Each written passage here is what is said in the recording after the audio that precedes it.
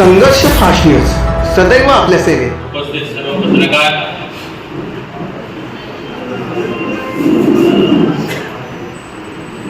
आजचा पत्रकार दिन दर्पण का.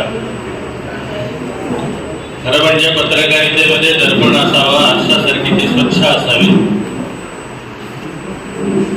ते ज्येष्ठ पत्रकार होते, माझे गुरुच आहेत, त्या आरुजी कासार, ते पत्रकार होते आणि मी त्यांचा कार्यकर्ता.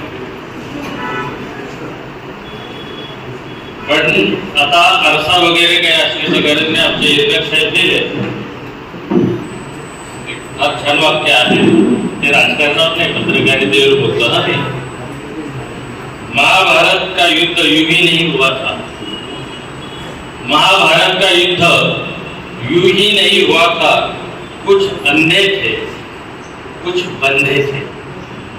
म्हणजे अंधभक्त वगैरे नाही. त्यावेळेला काही आंधळे होते, कुछ अंधे थे, कुछ बंधे थे. पत्रकारितेमध्ये आता अशी परिस्थिती आहे. बाकी सब मजबूरी का ढोंग करके चुप बैठे थे.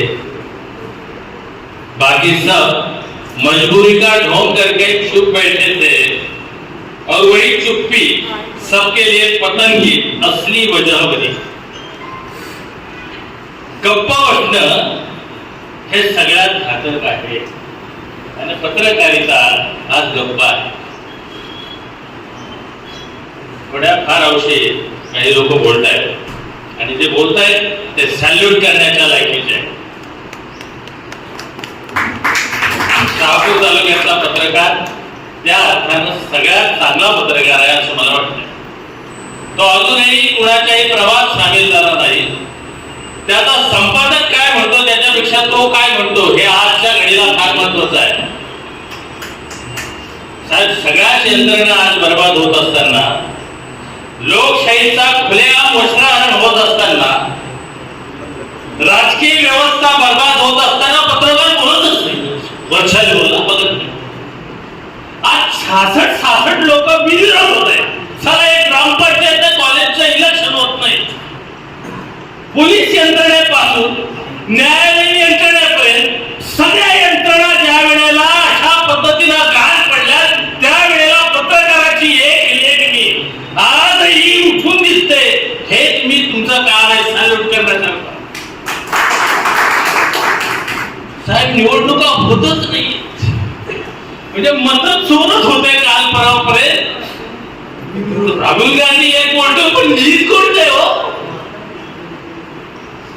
ही इतकी घातक परिस्थिती आहे. म्हणजे पत्रकारिता अशा पद्धतीनं, म्हणजे लोकशाही अशा पद्धतीनं नागवली जाते, संविधान अशा पद्धतीनं चिरडलं जात आहे आणि आपलं तुमचं आमचं आज तुम्हाला वाटतंय का हे मी सुरक्षित आहे. आपण सगळेजण जाग्यात आहोत, सुपात पण नाही, जाग्यात. फक्त पीठ व्हायचं बाकी, फक्त एक स्तंभ.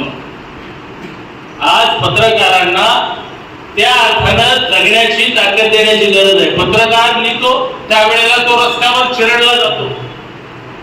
पत्रकार लिहितो त्यावेळेला त्याला उद्ध्वस्त केले जाते. पत्रकार लिहितो त्यावेळेला त्याच्या रोजीरोटीचा प्रश्न निर्माण होतो. पत्रकाराचं पोट आज पाठीला चिकटलंय आणि अशा अवस्थेमध्ये तो आजही लिहितो. म्हणून काही अंशी प्रशासन, व्यवस्था आणि लोकशाही टिकून आहे. आज खऱ्या अर्थानं दादागिरी सुरू आहे सत्ताधाऱ्यांची. त्या सत्ताधारी पत्रकार हा सत्ताधाऱ्यांचा विरोध आहे. पत्रकार हा चाटुकार कधी नसतो. काही पत्रकार आता ती नवीन पत्रकारिता आली, चाटुकार पत्रकार, आणि ते पण बदलले. अर्णव गोस्वामी आता बदललं. ही पत्रकारिता आहे, ती व्यवस्था, ती जनतेची बाजू मांडते, तीच पत्रकारिता. पत्रकारिता काय, सरकारवर अंकुश ठेवणारी. न्यायालयीन यंत्रणा काय, सरकारवर, प्रशासनावर अंकुश ठेवणारी. आणि न्यायालयीन यंत्रणा ज्या वेळेला आज तो कालचा बदल नवीनच टाकला. अरे 5-5 वर्ष आतमध्ये टाकल्यानंतर त्याचं तुम्ही काही म्हणणं पण मांडलं नाही पुढे. गंभीर आहे सगळे. म्हणून आपल्या तालुक्यातली पत्रकार त्या अर्थानं अत्यंत उत्तम आहेत. उत्तम काहीच नाही त्यांच्याकडे. त्यांना उत्पन्नाचा सोर्स तुम्ही इतर ठिकाणी बघा. पत्रकार खूप दिग्गज झाले, मग आम्ही आमच्या पत्रकारांच्या व्यवस्थेवर लगेच बोलायला लागतो. पत्रकार अरे कळेल काय, तो निदान तो टिकून तरी आहे, ते निदान बोलतो तरी, आमची त्या आपताई लढते तरी, तिच्या बरोबर ते पत्रकार तिच्या बातम्या तरी लावतात. ही सगळी व्यवस्था आहे आणि अशा व्यवस्थेमध्ये सुद्धा आपला पत्रकार टिकून आहे. तुम्हाला सगळ्यांना शुभेच्छा दिल्याच पाहिजे, कारण तुमच्यामुळे आज भारतातील लोकशाही निदान लढत उभी झाली आहे. त्या दिवशी तुम्ही गप्प बसाल, त्या दिवशी लोकशाहीचं कलेवर पडलेलं असेल असं मला वाटतंय. म्हणून सर्व या पत्रकार दिनानिमित्तानं तुम्हाला सगळ्यांना शुभेच्छा देतो. आणि उद्याची लोकशाही टिकवण्यासाठी उद्या जिल्हा परिषदेला पण बाद होऊ नये म्हणून आपली लेखी सजा ठेवा अशी तुम्हाला शुभेच्छा